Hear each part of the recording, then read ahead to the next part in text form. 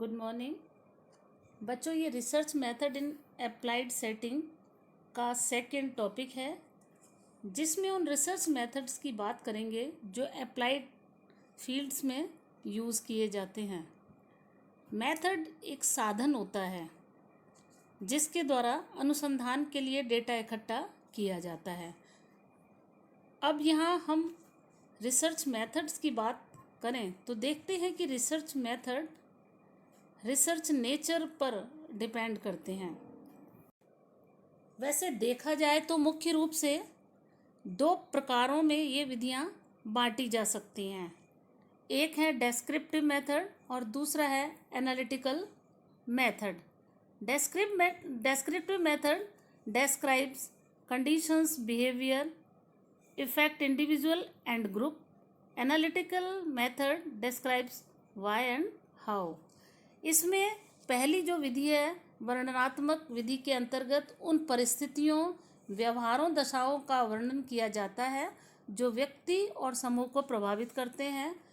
Analytical विश्लेषणात्मक विधि के अंतर्गत इन वाई एंड हाउ, कैसे और क्यों यह प्रभाव पड़ता है उसको देखा जाता है। इन दोनों में से किस विधि का उपयोग व्यवहारिक क्षेत्र में किया जाएगा, यह कुछ निश्चित तथ्यों पर आधारित होता है। वैसे अपने में दोनों ही विधियां उपयोगी हैं, लेकिन इनका उपयोग ये कुछ तथ्यों पर निर्भर करेगा। मूल अनुसंधान तथा व्यवहारिक अनुसंधान की कार्य में भिन्नता होती है, जिसके कारण विधियां भी अलग अलग प्रयुक्त की जाती हैं।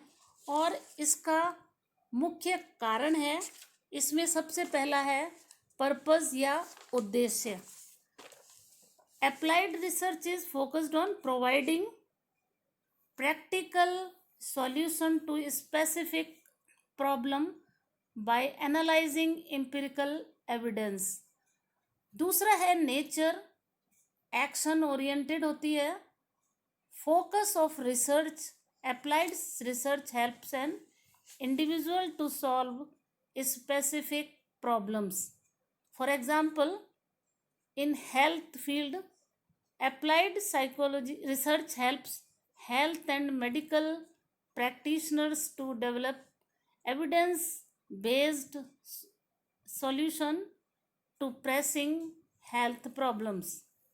Research context, conducting in real life, scope, limited scope, theory formation, aims at arriving at research findings.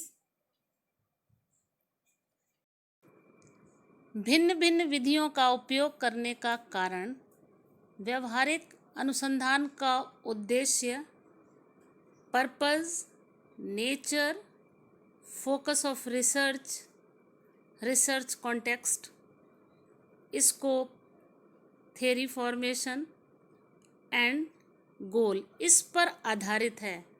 सबसे पहले व्यवहारिक मनोविज्ञान का अनुसंधान का उद्देश्य क्या होता है?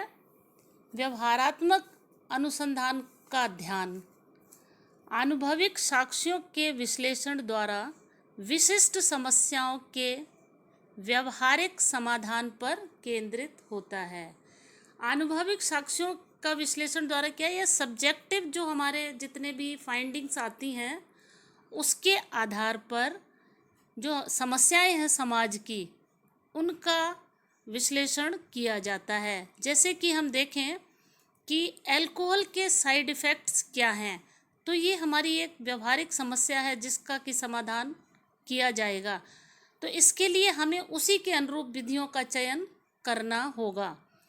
जबकि जो हमारा बेसिक रिसर्च होती है उसमें क्या होता है कि नवीन ज्ञान को प्राप्त करने के लिए हम क्या करते हैं, नए नए सिद्धांत बनाते हैं और जो हमारे सिद्धांत होते हैं उनमें और वृद्धि करते हैं, तो नॉलेज स्पेसिफिक होते हैं।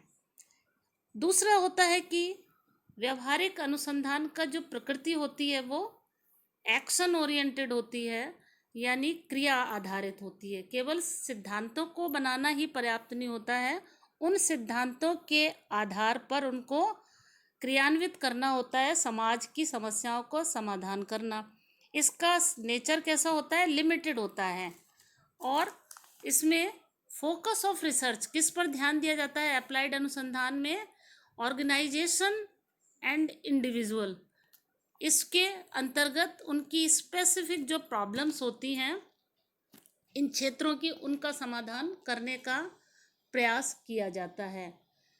फिर है इसमें रिसर्च कॉन्टेक्स्ट। रिसर्च कॉन्टेक्स्ट के अंतर्गत जितनी भी रिसर्च के अंतर्गत कार्य किया जाता है वो वास्तविक जीवन में वहाँ से उनमें प्रदत्त इकट्ठे किए जाते हैं। इसमें आईवी डीवी को फ्रीली इंटरेक्ट करने के लिए छोड़ दिया जाता है, और इसमें कई बार थर्ड फैक्टर वो भी इन्वॉल्व हो जाता है। तो इस तरीके से फ्रीली कार्य किया जाता है। स्कोप क्या है इसका, लिमिटेड स्कोप होता है। इसमें जिस तरीके की हमारा बेसिक रिसर्च होती है वो डिफरेंट सब्जेक्ट मैटर्स होते हैं, डाइवर्स कॉन्सेप्ट्स होते हैं, लेकिन इसके अंतर्गत लिमिटेड हमारा स्कोप होता है, क्योंकि हमें किसी भी स्पेसिफिक प्रॉब्लम को सॉल्व करना होता है। थ्योरी फॉर्मेशन जो इसका कारण है उसका उद्देश्य होता है aims at arriving at research finding. इसका उद्देश्य होता है कि हमारे अनुसंधान के आधार पर जो हमारे परिणाम प्राप्त होते हैं उसके द्वारा व्यवहारिक समस्या का समाधान हो सके। इसमें जो बेसिक रिसर्च होती है उसमें केवल रिसर्च जो फाइंडिंग्स आती हैं उसके आधार पर सिद्धांतों को बनाया जाता है और उसकी प्रक्रियाओं को देखा जाता है। इसका उद्देश्य क्या होता है, गोल मुख्य कि व्यक्ति की जो दशाएं हैं उनमें सुधार लाना होता है, और जबकि मूल जो हमारा सिद्धांत होता है या हमारी अनुसंधान होता है उसका उद्देश्य केवल जिज्ञासा की शांति करना ही होता है। तो इस तरीके से जब इसके कारण ही अलग अलग हैं व्यवहारिक अनुसंधान के, तो उसके लिए हमें इसी संदर्भ में विशिष्ट विधियों को देखना होगा और उनका उपयोग करना होगा। व्यवहारिक मनोवैज्ञानिकों की इसी भिन्नता या उपयोगिता के कारण इन पर अनेक आरोप लगाए जाते हैं। मूल जो अनुसंधान करता है वो इन पर आरोप लगाते हैं, जिसमें कि ये कहा जाता है कि जो व्यवहारिक मनोवैज्ञानिक हैं जब वो विषय का चयन करते हैं तो वो अपनी सरलता के आधार पर कर लेते हैं और उनकी उपयोगिता को ध्यान में नहीं रखते हैं। और दूसरी बात ये कही जाती है कि जो इनके परिणाम होते हैं, प्राप्त परिणाम, वो दूषित होते हैं, उनमें अशुद्धता बताई जाती है।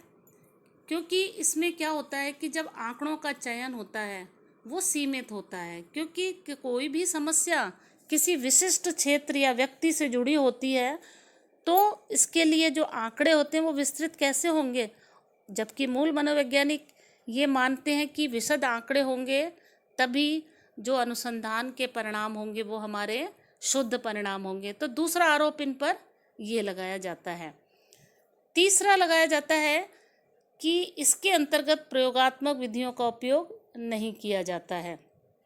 जैसा कि ऊपर मैंने अभी बताया था कि जब इसके कारण अलग हैं, उद्देश्य अलग हैं, इसके गोल अलग हैं, थ्योरी अलग है, या रिसर्च अप्रोच, स्कोप, नेचर, ये सब कुछ अलग है जो हमारा बेसिक रिसर्च है, तो इसकी विधियां भी हमारी अलग होंगी। हम प्रयोगात्मक विधि का उपयोग उतनी सरलता से नहीं कर सकते, क्योंकि ये डायरेक्ट हमें प्रत्यक्ष रूप से समस्यात्मक परिस्थिति से जुड़े रह करके उसका समाधान करना होता है, और चरों पर भी नियंत्रण उतना नहीं हो पाता है। तो ये चरों पर नियंत्रण न करना, प्रयोगात्मक विधि का उपयोग अधिक नहीं करना, इस कारण से जो मूल अनुसंधान करता है वो आरोप ये भी लगाते हैं।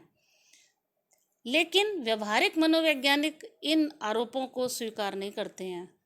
वो ये मानते हैं क्योंकि वास्तविक जगत में अब चरों की बात करें तो मूल अनुसंधान करता तो केवल एक चर का दूसरे चर पर प्रभाव देख लेता है, कभी दो चर का प्रभाव देख लेता है और उसको नियंत्रित भी कर सकता है, उसकी प्रयोगात्मक दशाओं में भी उपयोग कर सकता है। लेकिन वास्तविक जगत में जब हम अनेक चरों को लेते हैं तो उनके कुछ कॉम्बिनेशन बन जाते हैं, संयोजन, जिससे परिवर्तन हो जाता है और अनेक समस्याओं का वहाँ पर सामना करना पड़ता है। जैसे कि हम देखें कि निष्पादन में आयु, हम एक चर लें, लिंग या आर्थिक, इन तीनों का प्रभाव देखना चाहते हैं कि किस तरीके से पड़ता है किसी के निष्पादन पर, तो साथ में आयु, लिंग, उसका प्रभाव पड़ सकता है, आयु, आर्थिक, या तीनों का इंटरेक्शन। तो इस तरीके से डिफरेंट कॉम्बिनेशन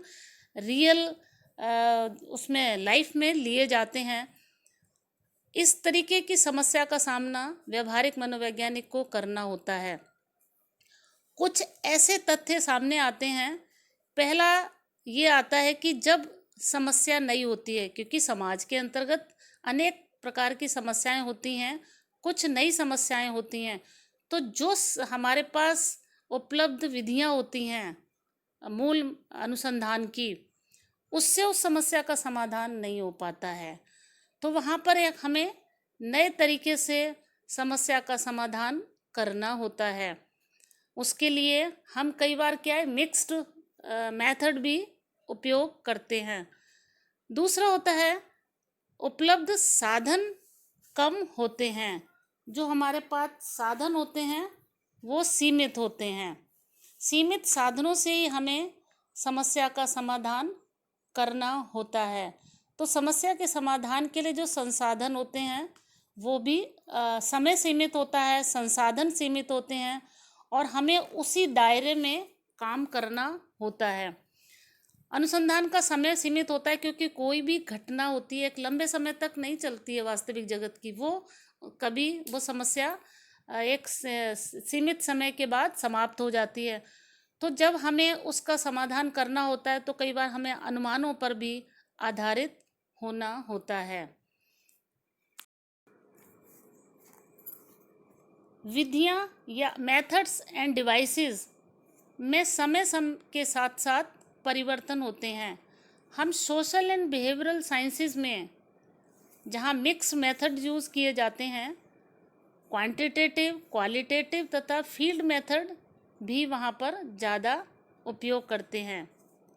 जैसे एजुकेशनल साइकोलॉजिस्ट कक्षा में तथा शैक्षणिक परिस्थिति में सीखने तथा सीखने की विधियों को उन्नत तथा समझने का प्रयास करते हैं।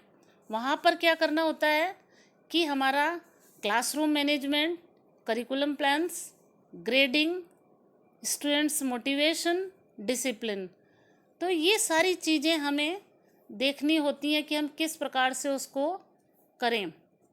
व्यवहारिक मनोवैज्ञानिक सामान्य परीक्षण और सिद्धांतों को भी प्रयुक्त कर उसके द्वारा सुधार करने का प्रयास करता है।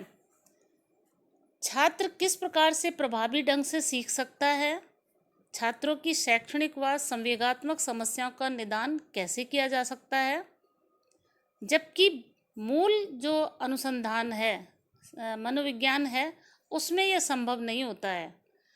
इसी प्रकार से हम यदि स्वास्थ्य के क्षेत्र में देखें तो मनोवैज्ञानिक कॉग्निटिव बिहेवियर थेरेपी का उपयोग ज़्यादा करते हैं, CBT कहलाते हैं, जहाँ पूर्व में साइको एनालिटिक थेरेपी प्रयुक्त की जाती थी, मनोविश्लेषणात्मक उपचार पद्धति।